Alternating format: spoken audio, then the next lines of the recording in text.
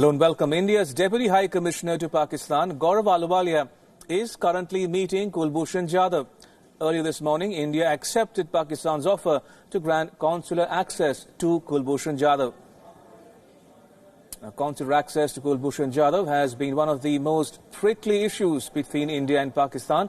India has been demanding consular access for Kulbhushan Jadhav for the last 3 years and had repeatedly been denied consular access to him after he had been convicted by a military court on charges of espionage after a sham trial.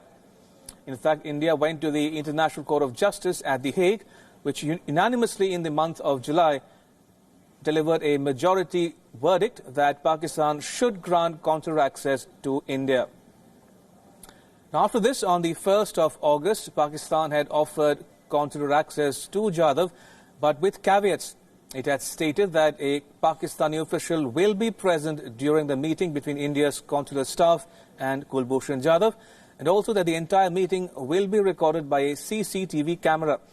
India had rejected this offer, saying that this was against the Vienna Convention, which guarantees unimpeded consular access. Now, this is the second time that Pakistan has made the offer for consular access, and this time round it has said that it would be done in line with the Vienna Conventions on consular relations. But India is approaching this offer with caution. Last time round, when the mother and wife of Kulbhushan Jadhav had been allowed to meet him, it was done with a glass screen between them. And later, the entire episode was used by Pakistan for propaganda.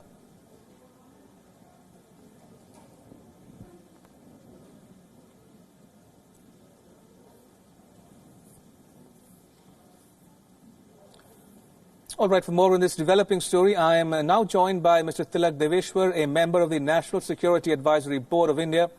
Thank you so much for joining us on WION Lisbon this afternoon. If I may begin by asking you, we are waiting to hear from both the Indian side and the Pakistanis on the meeting between Kulbhushan Jadhav and India's envoy in Islamabad. But if that meeting goes without any surprises or last-minute changes to the plan, you think India will be relieved that this meeting has gone by successfully and satisfactorily? You know, I'm not sure what you mean by go without surprises. Pakistan will always surprise. And I think one of the reasons why the meeting didn't take place last time was that India wanted unimpeded access and without, whereas Pakistan insisted that they will have a CCTV camera, one of the officials will be present over there. So I'm not sure. We don't have any details yet of how the meeting has progressed. Right. But presuming that the meeting has progressed as what India wanted, that would be surprising.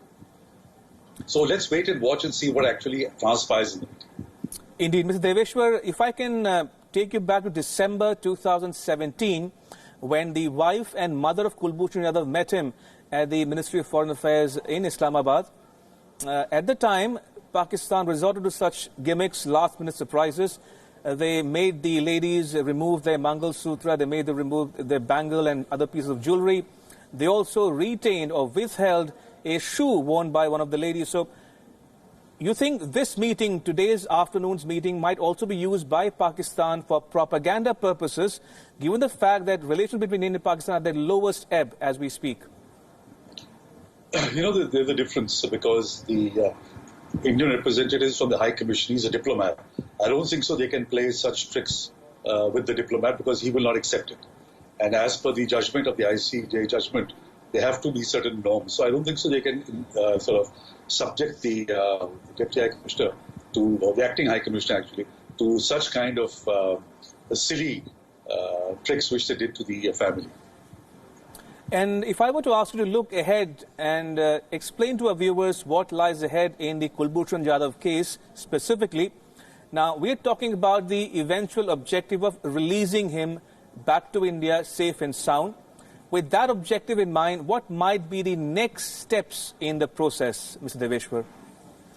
You know, that is going to be a long process. I think first thing is in the consular access, what the Indian diplomats would try and establish is, A, his well-being, his welfare, his health. If he requires any medication, how is he being treated? That will be one aspect of it. The second aspect is to inform us of his rights. What rights does he have?